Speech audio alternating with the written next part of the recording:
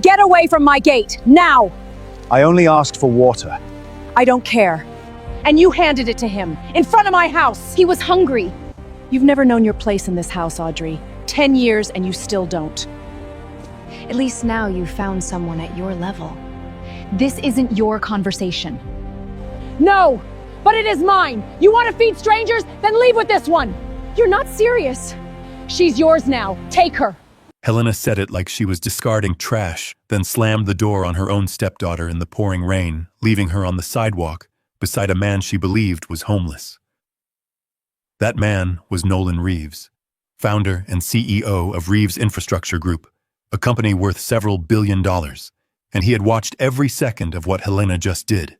The woman Helena spent 10 years treating like a burden, the woman she had just thrown away like luggage, was the only person in that house who had ever looked at a stranger and seen a human being. Helena thought she was finally free of a problem. She had no idea she had just handed Audrey the only door that had ever truly opened for her. If you've ever felt invisible in a place you called home, stay with this story. And if this is your first time here, hit subscribe. Every week we bring you stories about the moment everything changes. This is one of those stories. The house on Weston Drive had never felt smaller than it did the morning after Audrey's father was buried. Not because of the flowers that filled every corner, or the quiet that settled in after the last guest left, but because Helena Granger stood in the kitchen the following day and began rearranging the cabinet shelves as if she had always owned them. She didn't ask, she didn't explain, she simply moved things, and Audrey stood in the doorway, watching a version of her home disappear in real time. That was 5 years ago. Audrey had been 24, then still holding on to the belief that things would settle, that grief would soften the edges between them, that she and Helena might eventually find some livable rhythm. Instead, what settled was something far more permanent, a quiet, structural arrangement, in which Audrey's role in the house became entirely functional. She cooked. She managed the household accounts when Helena's spending made them complicated. She drove Paige to appointments when Helena was busy with her social engagements, and she sat with her father during the last months of his illness, in a way that neither Helena nor Paige ever quite managed. She did all of this without being asked, because she understood instinctively that asking for acknowledgement would only invite the reminder that she should be grateful simply to still be there. Paige, Helena's daughter from a previous marriage, had grown into someone who wore cruelty with the ease of a well-fitted coat. She was not unintelligent. If anything, she was sharp enough to know exactly which observations would land and which moments were best to let pass. What she had never developed was any interest in applying that sharpness toward anything other than maintaining her own position in Helena's esteem. Audrey had long since stopped expecting anything different. What still surprised her occasionally was how openly Paige could smile while doing damage, as if causing someone pain was simply a demonstration of how little that person mattered. Helena herself was not a woman who considered herself cruel. She considered herself realistic. She had worked hard to build a life with a particular shape, a certain address, a certain social circle, a certain standard of presentation, and she protected that shape with the focused energy of someone who had learned early that appearances were the only currency that never depreciated. In her mind, Audrey's presence in the house had always been a small but persistent threat to that shape. Not because Audrey did anything wrong exactly, but because Audrey had a way of looking at people that made Helena feel observed in a manner she found deeply uncomfortable. What Helena could not take from Audrey, though there is little evidence she ever seriously tried, was the particular quality that had defined Audrey since childhood. She noticed people. Not in the careful, strategic way Helena noticed people cataloging their usefulness or their status, but in the simple and radical sense of seeing them clearly. The elderly woman who delivered their dry cleaning had a name, and Audrey knew it. The young man who repaired their furnace one February had a daughter who'd just started kindergarten, and Audrey had asked about her the following spring. These were not performances. They were just the way Audrey moved through the world, attentive to the people that most others had trained themselves not to see. Nolan Reeves had, by any reasonable measure, spent the better part of 2 decades building something remarkable. Reeves Infrastructure Group had grown from a regional construction firm into one of the most respected development companies in the country, known particularly for its work in community revitalization, rebuilding neighborhoods that had been neglected long enough that most investors had stopped looking at them at all. He was 41 years old, and he had the particular kind of tiredness that comes not from overwork, but from a specific and recurring disappointment in the way people behaved once they knew who he was. It was not a complaint he voiced often. He understood it, even sympathized with it to a degree. He had been in rooms where powerful people performed versions of themselves, and he knew he was not immune to the same instinct.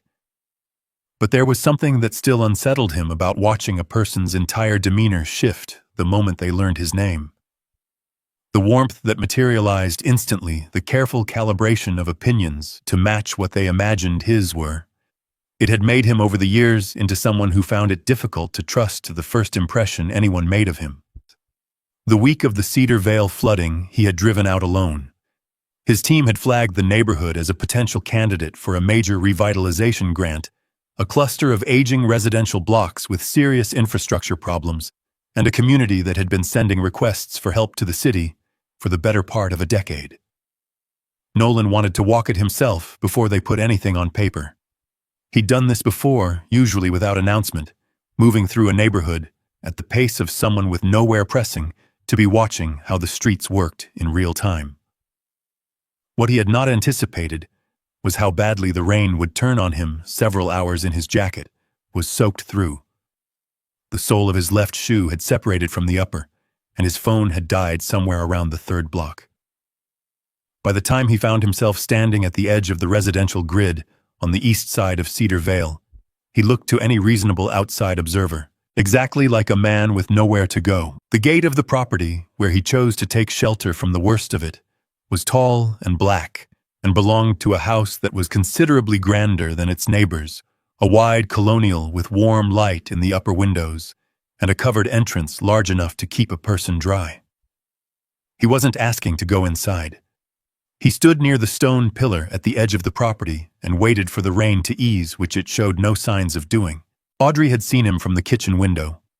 She'd been washing the last of the dinner dishes, the house otherwise quiet. Helena was on a call in her study, and Paige had gone upstairs an hour ago.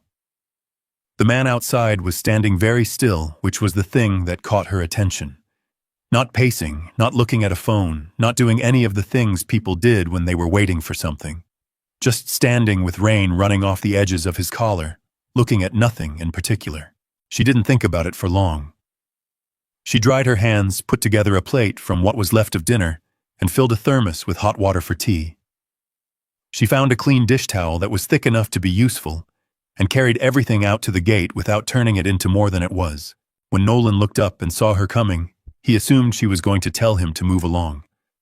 It was what he expected, and he was already forming the words of an apology when she held the plate through the gap in the gate and said, without any particular ceremony, "You've been out here a while. You should eat something." He told her she didn't have to do that. She said she knew. He asked out of a habit of caution he couldn't quite suppress, even in that moment, if she wanted to know who he was or where he'd come from. Audrey looked at him with an expression that was neither suspicious nor particularly warm, just direct, and said, "You're cold and you're hungry. That's enough for me to know right now." He took the plate. She passed the thermos through next, and then the towel, and he pressed it briefly against his face and the back of his neck. They did not have a long conversation. She asked if he had somewhere to go that night, and he said he'd figure something out. She seemed to accept this at face value without pushing, and he found himself unexpectedly grateful for that, for the absence of follow-up questions, for the way she'd done something kind, and then simply let it be kind, without making it into anything larger. He was still holding the thermos when the front door of the house opened. Helena's expression, when she came down the front path, was one Audrey had seen before. Not quite anger yet, but the particular arrangement of features that preceded it. A kind of controlled alertness that meant Helena had registered something she found unacceptable. She looked at the man at the gate, took in his wet jacket and broken shoe and the plate in his hand, and then she looked at Audrey in a way that communicated quite clearly that the plate was only the surface of the problem. "What exactly is this?" Helena's voice was the one she used when she wanted to make something sound like a reasonable question while making it clear that no answer would be satisfactory. Audrey said he needed something to eat. Paige had appeared in the doorway by then, pulling a cardigan around herself, and her expression when she took in the scene was the amused, slightly contemptuous look she wore when she felt she was watching someone else make an embarrassing mistake. "You let a stranger stand at our gate," Helena said, "and fed him from our kitchen. Do you understand how that looks?" Audrey replied that it looked like someone was hungry, and she had food. "We cooked more than we needed," she added. "We always cook more than we need." Paige tilted her head from the doorway. "Is this going to become a regular thing, because I'd rather not come home to a shelter situation every evening?" Nolan said quietly from his side of the gate that Audrey was being kind, and they didn't have to make it complicated. Helena turned to look at him, as if she had forgotten momentarily that he was still there, and whatever she saw seemed to settle something in her. She turned back to Audrey, and the controlled alertness had become something colder and more resolved. What happened next took less than 10 minutes, though it rearranged everything. Helena went inside without another word. Audrey assumed she was ending the conversation the way she always had, with a certain kind of exit that meant the subject was closed and the consequence would come later quietly. She turned back to Nolan and said he should probably finish eating before the food got cold. Then she heard Helena on the stairs, not walking down them, dragging something down them. The sound was unmistakable, and Audrey's stomach dropped before her mind had fully processed what it meant. Helena came back through the front door, pulling Audrey's old rolling suitcase, the dark blue one, with the broken zipper tab, and she crossed the front path with the focused efficiency of someone completing a task they had decided on long ago. She'd stuffed it, not packed it, with a random selection of Audrey's clothing and a few items from her dresser. She didn't look at Audrey when she passed through the gate. She set the suitcase down at Nolan's feet, straightened up, and looked at Audrey with an expression that was not angry and not sad, and not anything that Audrey had a name for. "You want to take care of people who don't belong here?" Helena said. "Then you don't belong here either." Audrey heard herself say, "You're serious?" It came out less like a question than like a thought she hadn't meant to speak aloud. Helena's answer was quiet and final. "I have been serious for years. I'm just done pretending otherwise." Paige said something from the doorway about Audrey finally finding her level, said it with a lightness that was worse than cruelty, the tone of someone for whom the moment cost nothing at all. Nolan said clearly, without raising his voice, that Audrey didn't belong to anyone, and that wasn't how this worked. Helena looked at his ruined jacket and broken shoe and said, "Then be a hero. Take her with you." She turned and walked back to the house, and the door closed behind them both, with a sound that was less dramatic than it should have been. Just a door. Closing. The rain had not let up. Audrey stood on the wet stone path with one suitcase, a little under $400 in her bank account, and no immediate destination. Beside her was a man she had met 40 minutes ago, and believed with no particular reason to think otherwise had even less than she did. Nolan asked if there was someone he could call for her, then remembered his phone was dead, and the question hung uselessly in the air. Audrey looked at the dark windows of the house, picked up the handle of the suitcase, and said, "I'm done." It was the first decision she had made in years that felt entirely like her own. They walked without much conversation for the first several blocks, the rain thinning to a cold mist that settled on everything it touched. Audrey pulled her suitcase over the uneven sidewalk and didn't look back, which Nolan noticed, but didn't comment on. He knew the neighborhood well enough from the hours he'd spent walking it that afternoon, before the rain had turned, before the phone had died, to know there was a guest house within reasonable distance. He led them there without explaining how he knew, and Audrey followed the way people follow someone in the dark when the alternative is standing still. The guest house was a narrow brick building wedged between a laundromat and a hardware store, the kind of place with a hand-lettered sign in the window, and a front desk staffed by a woman in her 60s who didn't ask unnecessary questions.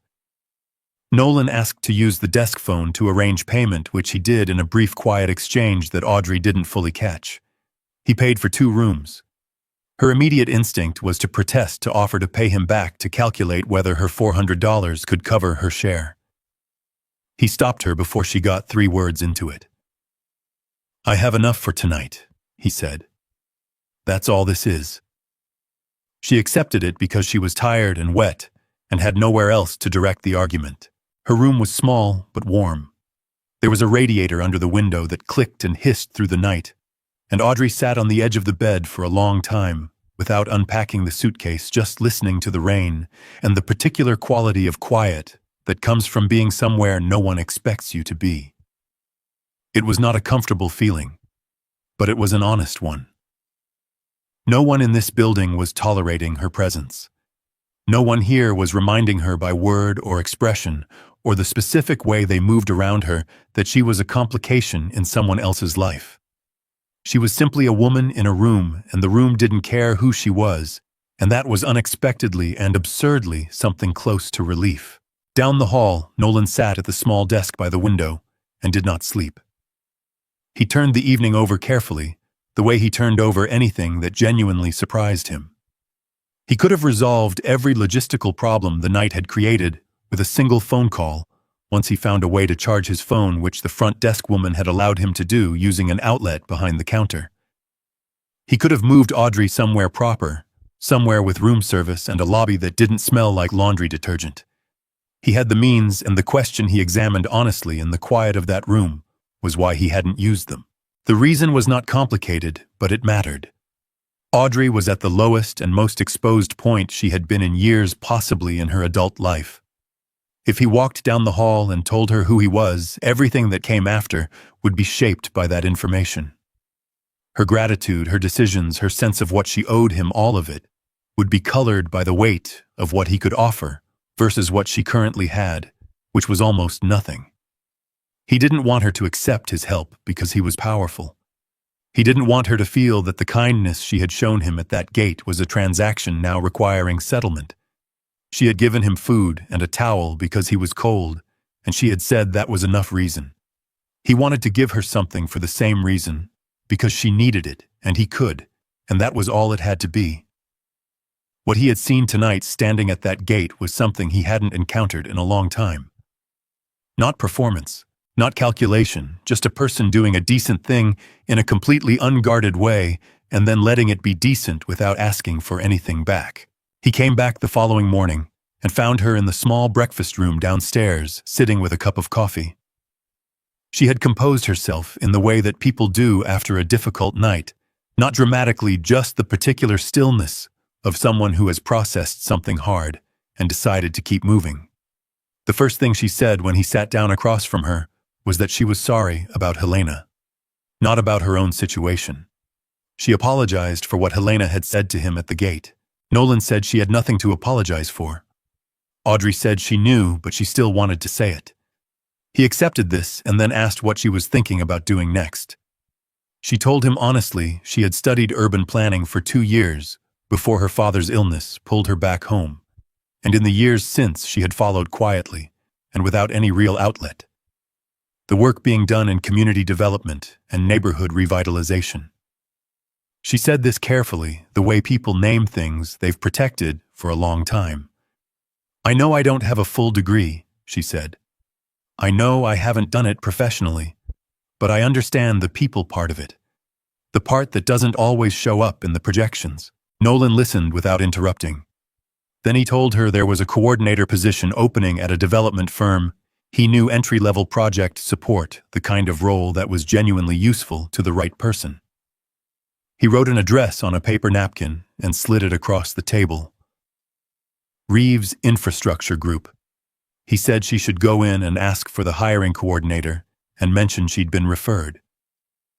Audrey looked at the napkin and then at him. "You know someone there?" she asked. "I know the company," he said, which was in the strictest technical sense accurate. The Reeves Infrastructure Group building was not what Audrey had been picturing from the name on the napkin. She had imagined something mid-sized, professional, but approachable. What she walked into was a glass tower that rose 12 stories above the downtown block, with a lobby that had the quiet confidence of a place that had never needed to prove itself to anyone. She stood at the entrance for a moment, recalibrating, and then went inside because she had nothing left to lose by going inside. She was directed to the second floor, where a hiring coordinator named Janet took her information and told her there was a larger event happening that morning, a public announcement about the Cedar Vale Revitalization Project, and the company's CEO would be addressing partners, contractors, and local press. The hiring process would resume in the afternoon. Audrey found a seat in the back of the event hall and waited. She almost didn't register them at first. Then she heard Paige's voice, a particular pitch she had spent years learning to brace for, and she turned to find Helena and Paige standing near the entrance to the hall, being greeted by a man in a gray suit who seemed to know Helena socially. A business contact with a stake in one of the contracts being discussed. Helena had spotted Audrey at almost exactly the same moment and crossed the room with the measured pace of someone who wants to appear unhurried. "I hope you're not here thinking this is some kind of opportunity," Helena said, when she was close enough that no one else could clearly hear. Paige drifted a step behind her, offering Audrey a look of practiced sympathy that meant the opposite. Before Audrey could respond, the lights in the room shifted, and a senior staff member moved to the podium and asked everyone to take their seats. The introduction was brief. A company of this scale required very little preamble. The staff member said simply that it was his honor to welcome the founder and CEO of Reeves Infrastructure Group, and spoke his name into the microphone, and the room responded with the particular quality of attention that gathers when someone significant enters a space. Nolan walked out from the side of the stage in a dark suit that fit him the way expensive things fit people who've worn them long enough to forget they're wearing them. He moved to the podium without hurry, set down a single page of notes he didn't look at, and surveyed the room with the ease of someone who had stood in front of rooms like this one many times and found them neither intimidating nor particularly interesting. Audrey's mind went very quiet. She recognized the hands first, the way he held the edge of the podium, and then the set of his shoulders, and then the whole of him resolved into clarity, and the breath left her body in a way she couldn't control. Helena had gone the color of old paper. Beside her, Paige had stopped performing entirely, the careful expressions had dropped away, and what remained was just a young woman rapidly understanding something she very much wished she didn't have to understand. Nolan spoke about Cedar Vale. He spoke about what it meant to look at a neighborhood and see the people in it rather than the square footage. Then he looked up from the page he hadn't been reading, and his gaze moved across the room until it found Audrey in the back row. "Last night," he said, "when I was walking that neighborhood, and my phone was dead, and I looked like exactly what most people in this room would have crossed the street to avoid someone offered me food and a dry towel and asked nothing in return." The room went very still. She didn't ask my name. She didn't ask what I did or where I came from. She said I was cold and hungry, and that was enough. He let that settle. And there were others present last night who showed me something different, who showed me exactly how they treat a person when they believe that person has nothing to offer them. Helena did not move. She sat with her hands in her lap, and the expression of someone who has just watched a door lock from the other side. Nolan made clear, without directing it at anyone personally, that the coordinator position being filled this cycle would go through standard evaluation like every other hire. No exceptions, no shortcuts in either direction. He was not offering Audrey a gift. He was offering her what Helena had withheld for years, a fair chance with no strings attached and no debt implied. The professional consequences for Helena's business contact became apparent over the following days as Cedar Vale's partner selection moved forward and certain proposals were found to fall short of the company's ethical standards. Helena had arrived at that event expecting to secure something. She left with considerably less than she'd come in with, and the awareness arriving slowly. And then all at once that the man she had dismissed at her own gate was the man who had just decided the outcome of every contract in that room. Audrey, meanwhile, reported to the second floor the following Monday and began the evaluation process like everyone else. She wore the best thing she owned from the suitcase with the broken zipper tab, answered every question directly and without ornamentation, and did not mention Nolan's name once. She didn't need to. She knew what she knew. And for the first time in a long time, she was somewhere that was prepared to find out. In the weeks that followed, Nolan and Audrey crossed paths in the way that people do in large buildings, when both of them are working long hours on the same project briefly at the edges of meetings in the elevator, in the corridor outside the second-floor conference room. He didn't seek her out. She didn't seek him out. But there was a particular quality to those small encounters that both of them noticed without commenting on the way he asked once how the resident consultation sessions were going, and she described something she'd observed in Cedar Vale about the way a specific intersection worked as an informal gathering point, and he stayed in the corridor 3 minutes longer than he'd planned to listening. He had spent years in meetings with people who could deliver polished analysis. He hadn't often met someone who could describe what a neighborhood felt like from the inside and mean it. She noticed different things about him. The way he listened completely, without preparing his response while she was still talking. The fact that when she pushed back in a team meeting on a timeline that would make the community consultation process too rushed, and the room went carefully quiet, waiting to see how the CEO would respond, he said, "She's right. Adjust the schedule." No elaboration. No softening. Just a clear acknowledgement that the point was correct. She had worked in an environment for years where being right was not sufficient, where being right also required being right in the right way in front of the right people without making anyone feel diminished. This was different. It was, she thought privately, what a functional room felt like. Neither of them named what was forming between them, because neither was in a hurry, and because both had learned in different ways and from different kinds of disappointment that the thing worth having was also the thing worth taking time with. The evaluation took 3 weeks. Audrey passed it without distinction in the sense that nothing about her process was expedited. She sat through the same assessments as the other candidates, submitted the same written analysis of a sample community development brief. What was notable, though the hiring coordinator noted it only in the margins of her own records, was the specific quality of Audrey's written work. Where most candidates focused on timelines and budget efficiency, Audrey had mapped the human geography of the sample neighborhood, which blocks had the highest concentration of long-term renters, where the community gathering points were what the proposal's construction schedule would do to a family whose children walked a specific route to school.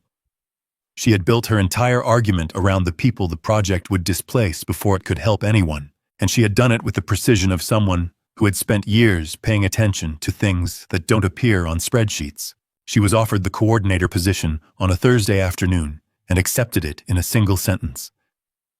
Then she took the bus back to the room she was renting in a shared house 4 miles from the office and sat at the small kitchen table and allowed herself privately and briefly to feel something she didn't quite have a poem for. Not triumph, it was too quiet for that. Something closer to the sensation of a door opening onto a room that had always been there waiting. Nolan kept his distance from her work deliberately. The Cedar Vale project moved into its active phase over the following months, and Audrey was assigned to the community liaison team, the group responsible for translating between the engineers and planners on one side and the actual residents of Cedar Vale on the other. She was good at it in a way that became evident quickly, though several colleagues spent the first weeks watching her with the attention of people trying to determine whether a new hire's competence is genuine or performed. She didn't push back against the scrutiny. She understood where it came from and found after a while that the most effective response to suspicion was to keep doing the work. It was during a series of resident consultations that she found the problem. The current development proposal divided the neighborhood's eastern blocks into a higher density commercial zone that would bring new infrastructure investment, but would do so by effectively pricing out the majority of families who had lived there for decades. The displacement projections had been buried in an appendix on page 47 of the planning document, described in the neutral language of urban forecasting, in a way that made the numbers feel abstract. To Audrey, who had spent weeks sitting in community centers listening to Cedar Vale residents talk about their blocks, the numbers were not abstract. They were the family on Meridian Street and an elderly woman named Ruth who had lived in the same apartment for 31 years, and the couple running the dry cleaning shop on the corner, whose lease would not survive the rezoning. She documented everything carefully and brought it to her direct supervisor, who brought it up the chain. The question of what to do with it was still being considered internally when Paige showed up at the building one afternoon and waited for Audrey in the lobby. They sat outside on a bench near the entrance, Audrey's choice because she preferred the openness of it. Paige had dressed carefully for this, which Audrey noticed and understood for what it was, preparation, the way someone armors up before a conversation they already know they're going to lose. "Mom wants this to go through," Paige said without preamble. "The consortium, the proposal. There's money in it for a firm she's connected to. She wants you to stay out of the internal review." Audrey asked what would happen if she didn't. Paige said Helena had offered to make room for Audrey to come back to the house, her own room, a kind of practical reset. "I know how that sounds," Paige added, watching Audrey's face. "I know things weren't good, but you'd have somewhere stable." Audrey sat with it for only a moment. What Paige was describing was not a home. It was a management strategy shelter offered in exchange for silence, which was, when she thought about it clearly, exactly what the arrangement had always been, just stated plainly now. "No," she said without heat. She stood, picked up the lanyard from the bench beside her, and went back inside. Paige sat for a long time after Audrey left. She had come prepared for resistance, even argument. She hadn't been prepared for the complete absence of temptation. In Audrey's response, no hesitation, no calculation, no flicker of the old pull toward the familiar. On the drive back to Weston Drive, she found herself thinking about something uncomfortable. Audrey had a rented room, a starter salary, and a suitcase with a broken zipper. And she had turned down the offer of stability without apparent struggle. Paige had always understood her own choices as pragmatic, simply reading the available options correctly. Sitting in her car outside the house, she found herself unable to explain why the pragmatic choice felt for the first time like the smaller life. Helena moved quickly after that.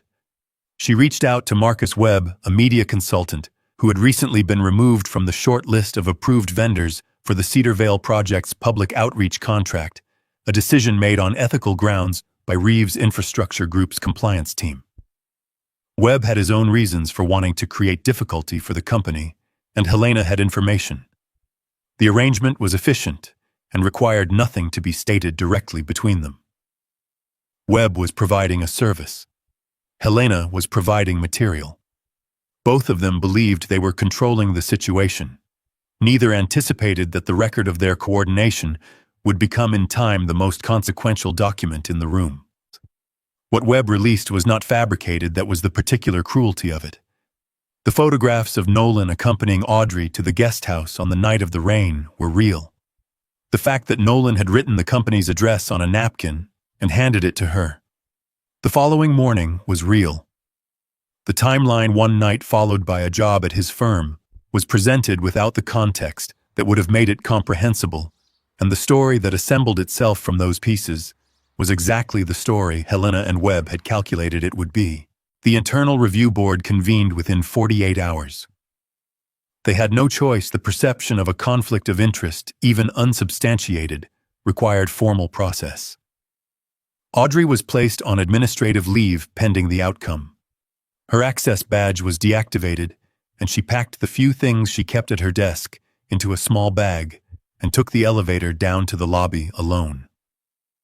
Nolan found out through his general counsel and had his phone in his hand before the call was finished. He told Audrey he was going to make a public statement, set the record straight, correct the timeline, explain the guest house, explain the napkin, explain all of it. She listened until he finished. Then she said, "If you do that, I'll never know if I actually got there on my own." He understood. He put the phone down and did not make the call. Audrey spent 4 days in her rented room before the public hearing on the Cedar Vale proposal was scheduled. The city had required an open session. Residents, stakeholders, and any parties with relevant evidence could address the review panel. She had all of her documentation. The question was whether appearing at the hearing would read as a professional contribution or a vendetta, and she knew every person in that room would be watching for the difference. Nolan came to see her the evening before. He sat in the small kitchen of the shared house and didn't ask her to reconsider, didn't offer a workaround, didn't try to make it easier. He asked one question: if he weren't part of any of this, if the job and the guest house and the napkin had never happened. What would she do about what she'd found in that planning document? She didn't need long to answer. "I'd go," she said. "Those families deserve someone to go." He nodded. That was the end of the conversation. But before he left, he stood at the door for a moment and said quietly, "I see you, Audrey. Not what you can do for a project. You." She didn't answer. She didn't need to. Some things didn't require a response, only receiving. The hearing room was full. Cedar Vale residents sat in the left section, several holding hand-lettered signs. The consortium's representatives occupied a row near the front, with the resigned patience of people who believed the outcome was already settled. Helena and Paige were in the middle section. Helena in the posture of someone who has arrived to observe a process she is confident she can control, Paige sitting slightly apart from her mother, in a way that was not quite noticeable but was there. Audrey presented her analysis in 20 minutes. She did not mention Helena. She did not mention the night of the rain, the suitcase, or anything that had happened to her personally since that evening. She presented the displacement projections corrected and contextualized and laid out 3 alternative development frameworks that would achieve the same infrastructure investment without requiring the eastern residential blocks to be rezoned. She had sourced the alternatives from case studies in 4 other cities, and she cited each one directly. When she finished, the review panel had a 47-page document and a set of questions for the consortium's representatives that they had clearly not been prepared to answer. Nolan appeared in his capacity as CEO after Audrey had concluded. He confirmed to the panel that every piece of analysis she had submitted had been independently verified by the company's internal team, and that her access to the project data had been fully authorized as part of her coordinator role. He also provided the panel with documentation from the compliance team, the record of Marcus Webb's removal from the vendor list, the timeline of Webb's communications with Helena, and the chain of events that had produced the story leading to Audrey's suspension. He presented this not as accusation, but as context, and he delivered it in the same measured tone he used for everything. When he looked in Helena's direction, it was after he had finished. The room had gone very quiet. He said directly, and without drama, that he didn't particularly care what anyone had thought of him, standing at a gate in the rain. What he had not forgotten and would not forget was how the people in that house had treated a woman they believed had no one standing behind her. He said it once clearly and sat down. Helena could not answer that. There was nothing in her considerable repertoire of social management equipped for the moment, because the moment was not about perception or positioning. It was simply about what she had done, witnessed by a room full of people quietly drawing their own conclusions. Paige sat 2 seats from her mother and looked at Audrey across the room. She saw a woman who had walked into that space with nothing but what she'd earned and had done the necessary thing without asking anyone's permission, and had done it for people she would likely never personally benefit from helping. She thought about the night she had stood in the doorway and laughed. The memory had a different weight now, heavier and more specifically located in herself rather than in the circumstances of the evening. The consortium's proposal was rejected by the review panel 6 days later. An alternative framework built substantially on Audrey's analysis was adopted as the basis for the revised Cedar Vale plan. Audrey was reinstated with a formal finding that no conflict of interest had existed. The compliance documentation regarding Marcus Webb and Helena's involvement was referred to the city's ethics board. She came back to her desk on a Tuesday morning, set her badge against the reader, and listened to the small click of the door unlocking. She sat down, opened her laptop, and started where she'd left off. It was several weeks later that Paige found her at the coffee shop 2 blocks from the office. She waited outside, and when Audrey came out and saw her, she didn't immediately walk away, which Paige understood was not a small thing. They sat at the outdoor table. Paige said what she had come to say without decorating it. She described the night at the gate. She said she had laughed. She said that was the thing she was most ashamed of, not any of the rest of it, but that specific moment, that specific lightness she had felt while Audrey stood in the rain. Audrey listened without expression until Paige was finished. Then she said, "Don't try to become a different person overnight. Just try to be someone who couldn't laugh at that anymore. That's enough to start with. Paige nodded in the way people nod when they are accepting something they'll be working on for a long time. It was not a reconciliation exactly, more like the first honest conversation they had ever had. That by itself was more than most people got. Helena came later, much later, after the ethics board process had run its course, and the practical consequences had fully settled into her life. She and Audrey met in a neutral place, and Helena said what she said without the management and framing that had always characterized her speech. She acknowledged what Audrey had actually been in that house, not a burden, not an obligation, but the person who had quietly held everything together through years of grief and difficulty, without credit, without acknowledgement, without being seen. She said she had known this somewhere and had found it easier not to look at it directly. Audrey forgave her, not in a way that reopened the door to what had been, but in the way that allows a person to stop carrying the weight of someone else's failures as if they were her own. A few years after that, Audrey kept a small object on the corner of her desk at Reeves Infrastructure Group, where she had by then built a significant body of work, leading community development projects across 3 states.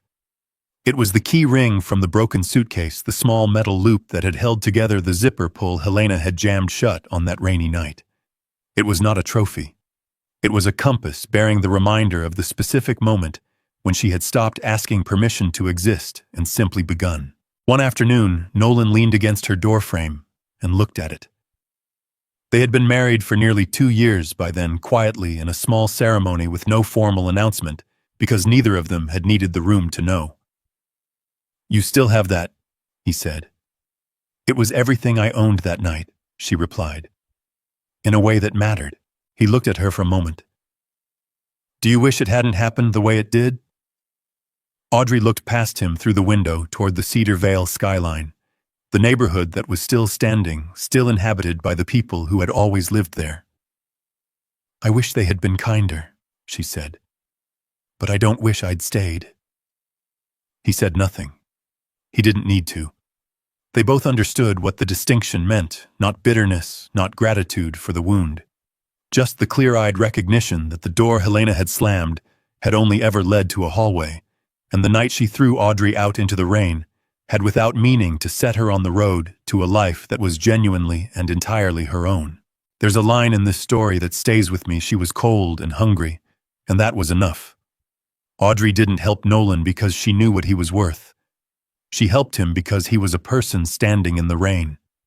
And that turned out to be the truest thing about her, truer than anything Helena had spent years trying to convince her of.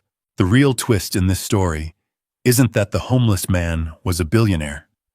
The real twist is that the woman everyone treated as disposable was the only one in that house who had been living with integrity all along. Helena had the address, the social circle, the perfectly maintained appearance.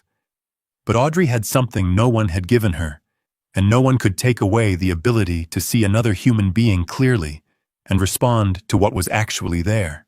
We don't always get to know when the moment that looks like our lowest point is actually the door opening. Audrey didn't know, standing in that rain with a broken suitcase. She just chose not to go back through a door that had never truly been open to her. That choice, that one quiet, rain-soaked choice, was the beginning of everything. If this story stayed with you, share it with someone who needs to hear it today. And if you haven't subscribed yet, join us here. Every week, we tell stories about ordinary people who find out what they're made of when everything else falls away. We'll see you in the next one.